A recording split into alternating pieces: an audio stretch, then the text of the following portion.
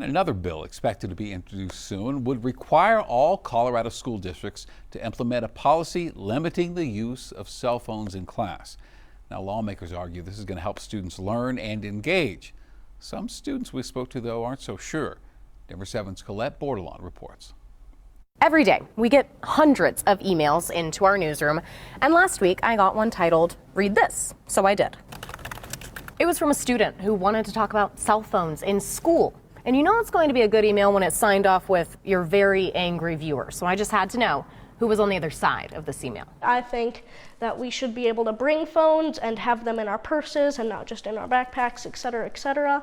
But we shouldn't be like playing games on them. And here she is, fourth grade student Trinity Chandler. If she hears about something on the radio or something that we're listening to as her parents, she has an opinion.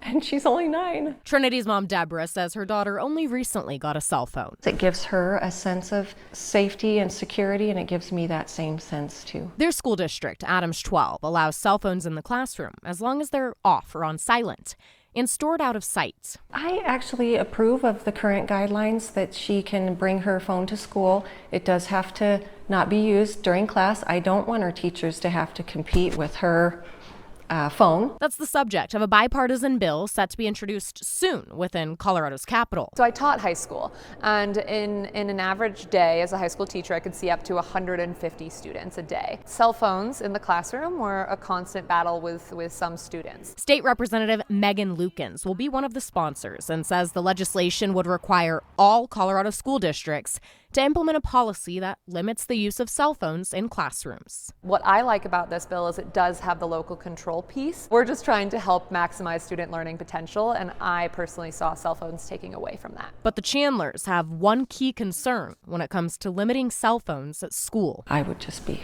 so worried if there was no communication with my child during a severe lockdown or an emergency. I need to be able to call the police if they haven't been called. I need to be able to text and tell my parents that I love them. What if something terrible happens at a school and she can't access her phone? This is scary for kids, and I am very sensitive to that as well. If your cell phone is off and in your backpack, God forbid something horrible happens, your cell phone is still there in your backpack. If this bill were to become law, districts would have until July 2026 to implement a policy of their own. Colette Bordelon, Denver 7. And going in depth here, several Colorado school districts already have restrictions for phones and personal devices. In fact, just back in October, I told you about the new policy at Mesa County Valley School District 51. Their policy is for K through 8th graders, no personal devices allowed at all during the school day. 9th through 12th prohibited from using them during class, but can use them between classes or during lunch, though that is also discouraged. And I spoke with the superintendent there, Brian Hill, last year, and he said the policy's working.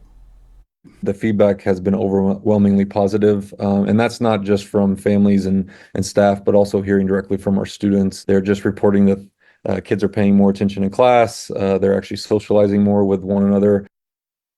And Superintendent Hill says schools still have landlines, so parents can always get in touch with their student if need be. And to the point we touched on earlier, he also says during an emergency, security experts don't want kids using their phones.